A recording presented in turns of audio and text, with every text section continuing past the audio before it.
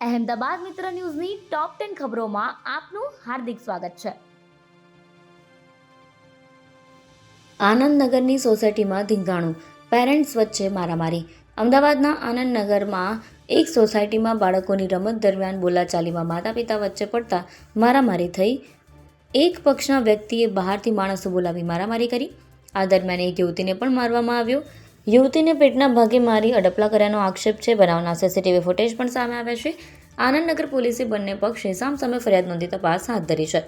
જોકે બંને પક્ષોએ સમાધાન કરી લીધું હોવાનું સામે આવ્યું છે. 2 એપ્રિલ સુધી કમોસમી માવઠું થઈ શકે.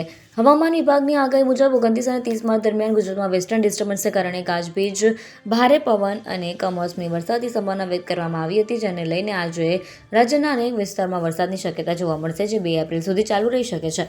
આજે 8 જિલ્લામાં હળવાથી મધ્યમ વરસાદની હવામાન વિભાગ દ્વારા આગાહી કરવામાં આવી છે.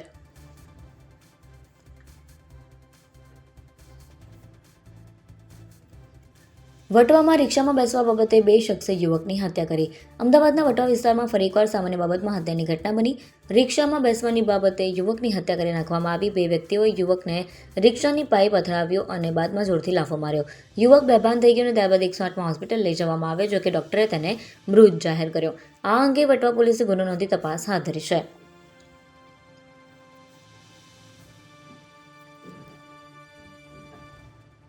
સિવિલ હોસ્પિટલના ડોક્ટર સાથે 70 લાખની ઠગાઈ.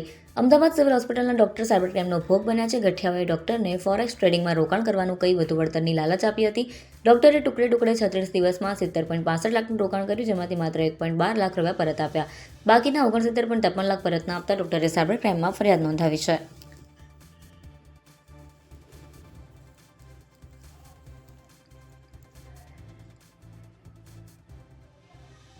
સત્તાધાર 4 રસ્તા પરનો ઓવરબ્રિજ શરૂ. મુખ્યમંત્રી ભૂપેન્દ્ર પટેલ દ્વારા અમદાવાદના સત્તાધાર ઓવરબ્રિજનું લોકાર્પણ કરવામાં આવ્યું હતું, જેનાથી શહેરના પૂર્વ અને પશ્ચિમ વિસ્તાર વચ્ચેની કનેક્ટિવિટી વધુ સરળ બનશે. આ બ્રિજ ખુલ્લો મુકાતા હવે નાગરિકો એસજી હાઈવે, ચાણક્યપુરી અને વસ્ત્રાપુર તરફ ટ્રાફિકની સમસ્યા વિના અવરજવર કરી શકશે. ઉદ્ઘાટન પ્રસંગે મ્યુનિસિપલ કમિશનર બંછાનિધિ પાણી અને ભાજપના અગ્રણી નેતાઓની ઉપસ્થિતિમાં ઘાટલોડિયાના સ્થાનિક લોકોએ ઉત્સાહભેર ભાગ લીધો હતો અને મુખ્યમંત્રીનું ઉષ્માભર્યું સ્વાગત કર્યું હતું.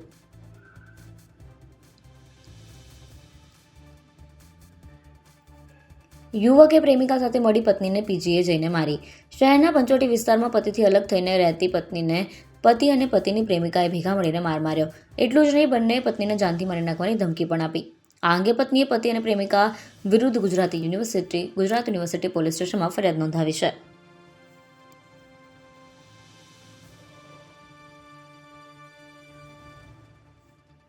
દવાના બિલ અને બિલ્ટીના આધારે ટ્રાન્સપોર્ટમાં ગોવાથી દારૂ મંગાવ્યો. સરખેજ પોલીસે સરખેજમાં આવેલ નરીમાનપુરા કેનાલ પાસેથી વિદેશી દારૂના જથ્થા સાથે એક શખ્સની ધરપકડ કરી છે. પોલીસે આરોપી પાસેથી વિદેશી દારૂની 4,401 બોટલ સહિત કુલ રૂપિયા 5.83 લાખનો મુદ્દામાલ જપ્ત કર્યો. દારૂનો જથ્થો ગોવાથી દવાના ખોટા બિલ અને બિલ્ટીના ઓઠા હેઠળ ટ્રાન્સપોર્ટ મારફતે મોકલવામાં આવ્યો હોવાનું ખુલ્યું છે. આ જથ્થો નિકોલના વ્યક્તિએ ગોવાથી મંગાવ્યો હતો અને પકડાયેલા આરોપીને જથ્થો લેવા મોકલ્યો હતો.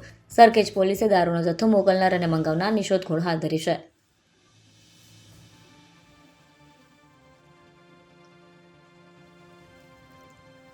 દુબઈમાં લાખોના પગારવાળી ડ્રાઈવરની નોકરી લેવામાં યુવકો લૂંટાયા. વિદેશમાં ડ્રાઈવરની નોકરી આપવાના લોભમાં લાખો રૂપિયા પડાવીને યુવકો સાથે છેતરપિંડી કરનાર ગેંગ સામે નડિયાદમાં ફરિયાદ નોંધાઈ છે.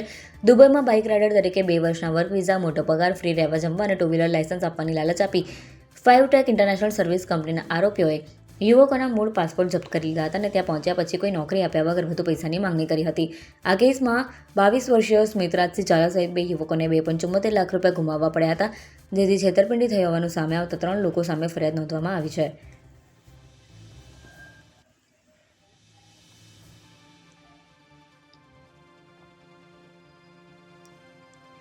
CISFના ASIની પત્નીના ગળામાંથી 48 ગ્રામની ચેન તોડી બાઇક ચાલકો ફરાર.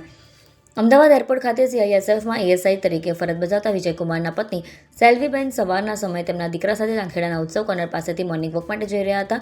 આ દરમિયાન એક બાઇક ઉપર હેલ્મેટ પહેરીને 2 શખ્સ આવ્યા, જેમાંથી બાઇકની પાછળ બેઠેલ શખ્સે સેલ્વીબેનના ગળામાં રહેલ 48 ગ્રામનો સોનાનો દોરો ચોરી લીધો. આ દરમિયાન સેલ્વીબેન અને પાછળ બેઠેલા વ્યક્તિ વચ્ચે ઝપાઝપી થતાં પાછળ બેઠેલા વ્યક્તિનું હેલ્મેટ નીકળી ગયું, જોકે લૂંટ કરીને બંને નાસી ગયા. 1.70 લાખના દાગીના ખેંચી ફરાર થઈ જનાર બાઇક પર આવેલ બંને શખ્સ વિરુદ્ધ ચાંદખેડા પોલીસે ગુનો નોંધી તપાસ શરૂ કરી છે.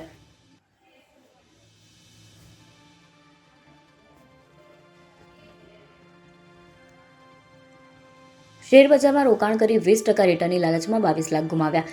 અમદાવાદના વેજલપુરમાં રહેતા 35 વર્ષીય યુવકને વોટ્સએપ ગ્રુપમાં એડ કરીને શેરબજારની ટીપ અને રોકાણ બાદ ઊંચા નફાની લાલચ આપી ઠગે 22 લાખ રૂપિયા પડાવી લીધા. ગઠિયાઓએ સેબીના બોગસ સર્ટિફિકેટ બતાવી વોટ્સએપ ગ્રુપ અને ફેક ટ્રેડિંગ એપ્લિકેશનમાં રોકાણ કરી લાખો પડાવ્યા હતા. આ અંગે સાયબર ક્રાઇમે ગુનો નોંધી વધુ તપાસ હાથ ધરી છે. અહેમદાબાદ મિત્ર ન્યૂઝની યુટ્યુબ ચેનલને સબસ્ક્રાઇબ કરો અને બેલ આઇકન જરૂરથી દબાવો જેથી મહત્ત્વના સમાચાર આપના સુધી જલ્દીથી પહોંચે.